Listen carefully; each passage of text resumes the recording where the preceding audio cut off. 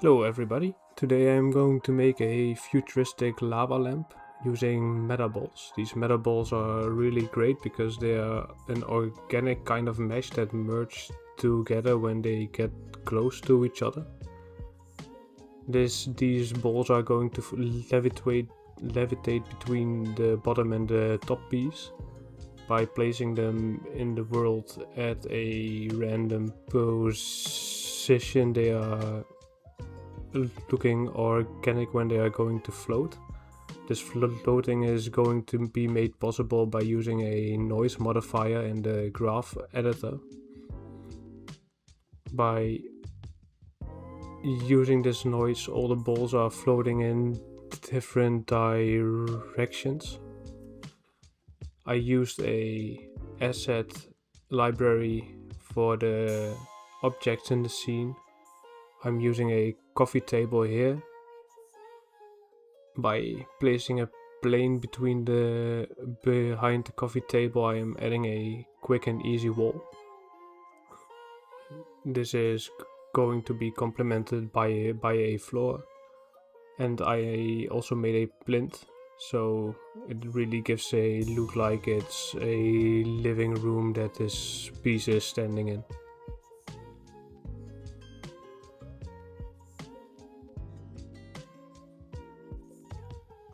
By placing in the camera, I am going to find out what parts of the scene needs to be filled. I used a empty to rotate the camera around the piece. I parented the camera to the empty and animated the camera so it goes upwards the farther it gets into the animation. So you get to see the piece from the bottom and the top. Now I started to animate the bottom, to detail the bottom piece. This is done with a subdivision modifier and a bevel modifier. It's some simple modeling.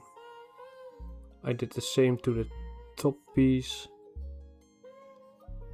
It's not going to be a big part because it needs to look light.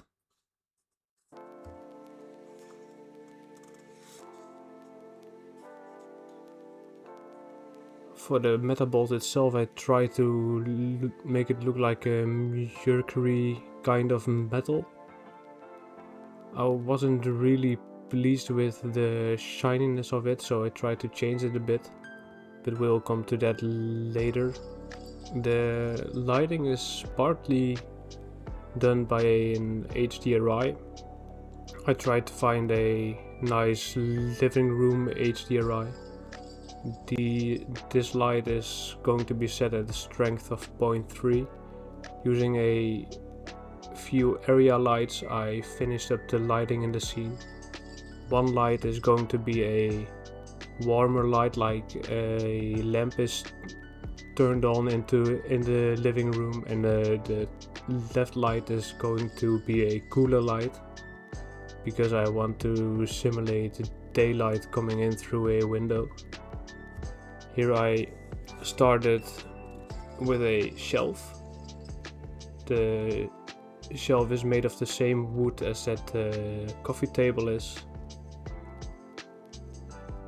The shelf is made for a plant that is going to be standing on top of it.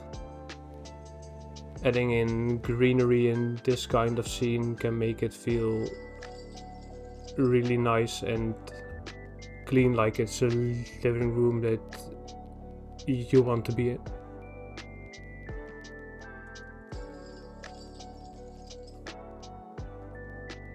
After this, I imported a piece of the previous video. I wanted to use the technical light that was used in there. It was a circuit texture that I got from the internet. This texture is going to emit light, like the circuit at the bottom and soon at the top make the balls float.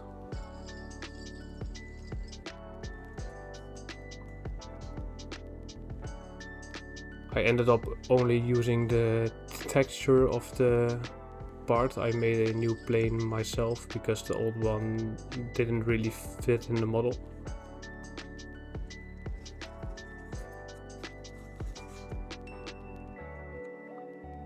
I used a toSphere function to make the plane rounded. After that I am going to make an edge around the technical part so it doesn't all look so flat. Using a solidify modifier, it's easy to get a quick rounded part around it.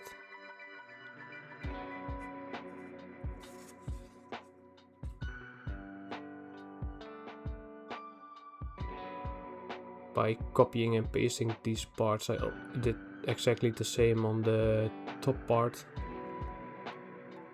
These parts needed to be adjusted a little bit to fit the different shape of the top part. Using a shrink wrap modifier for pieces like this is a really easy and fast way to do it. Here I was changing the lights a bit. To make the piece fit together as a whole, I added a volumetric cylinder in the center of the piece. This volumetric part is going to have the same color as the lights. It itself is also going to be emitting a bit of light.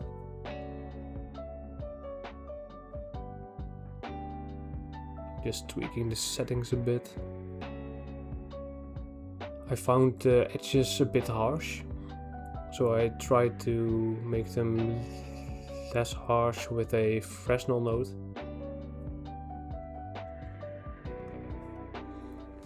Here I finished off the wall by using a plaster material, changing the size of the image texture a bit. Using these pre-made textures really saves on time, and I would recommend everybody to do it. By copying the books at the bottom, you fill the scene really nicely, and I thought that the right part could use a bit more greenery, so adding a plant really finishes off the scene. Here I wasn't really pleased with the metal of the balls, so I tried making a more lava lamp like material by using a purple color and subsurface walk. Yeah, I tried to make it a bit more organic, but I wasn't really pleased with the results. So what I ended up doing was making my own material. It ended up being metal material again, but in a slightly different, less reflective way. In the compositor, I tried to add nodes to make the scene more realistic by adding bloom. The balls and the machine piece pop out a bit more. Just changing the colors of the scene a bit. When you do color grading afterwards, I would recommend to not use the hue saturation node. I later removed it as well. Here I changed the settings for rendering. By adding a Fresnel node to the volume, I tried to make the edges less harsh.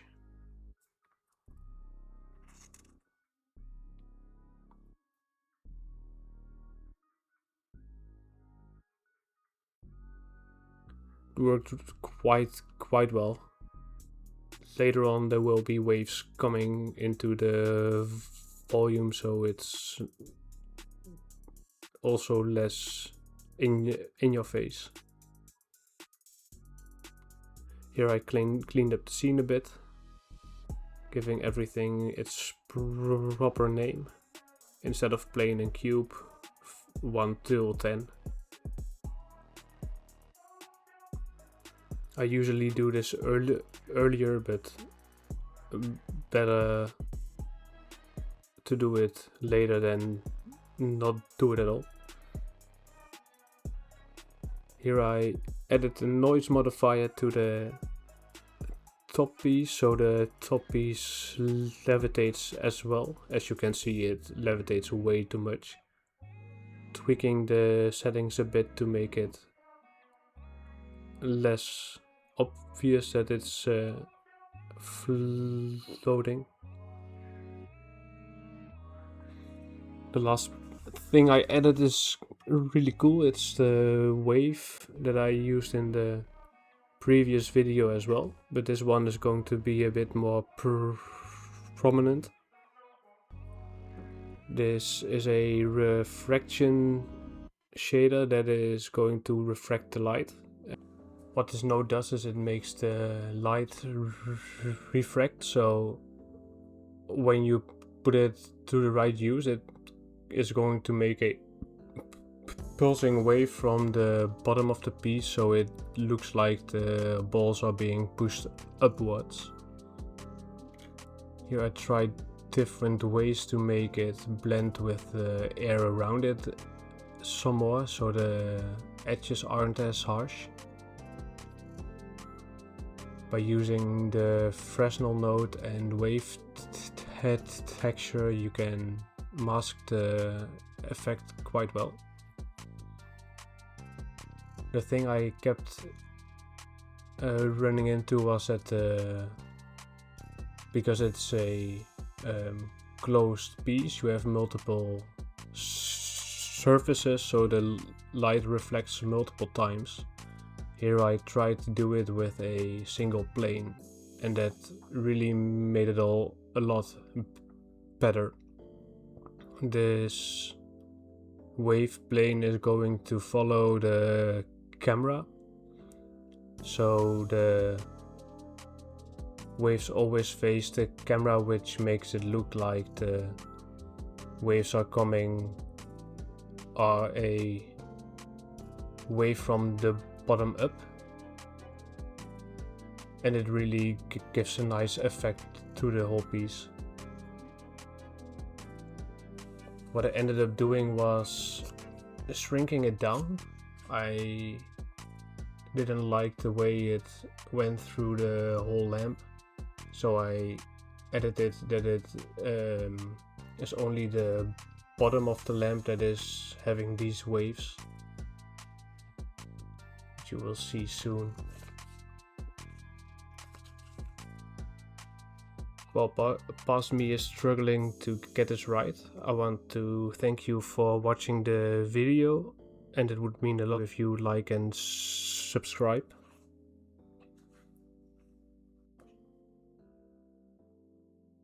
Now that the wave part is almost done,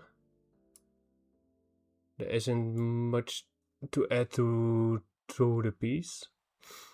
The only thing that I wanted to add was make it a bit more of a device instead of a statue-like thing.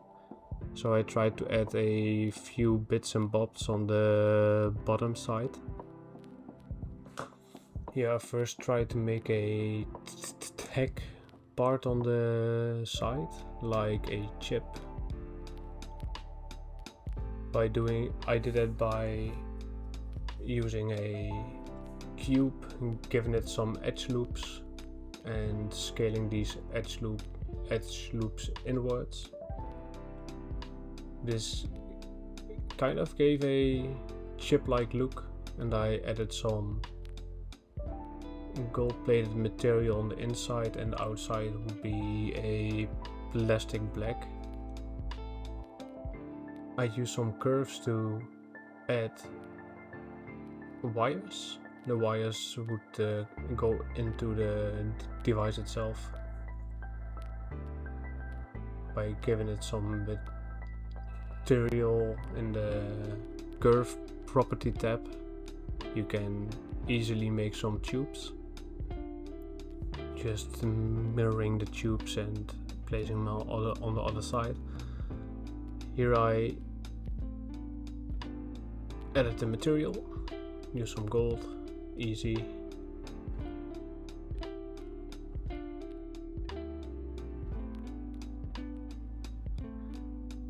I wasn't quite pleased with how it all looked. I left this part in because I want you to see, like, when we're making stuff like this, you need to try out different things, and it's most of the time it's not going to be the first thing that works. What I did here is I wanted to make a on and off button, and this button is using a circular light on top of it, and this light is going to be emitting the same color as the other pieces of the device. Just putting it all in the right place. And while this is finishing up, I hope you enjoyed the video and the result, and I will see you guys in the next video. Bye.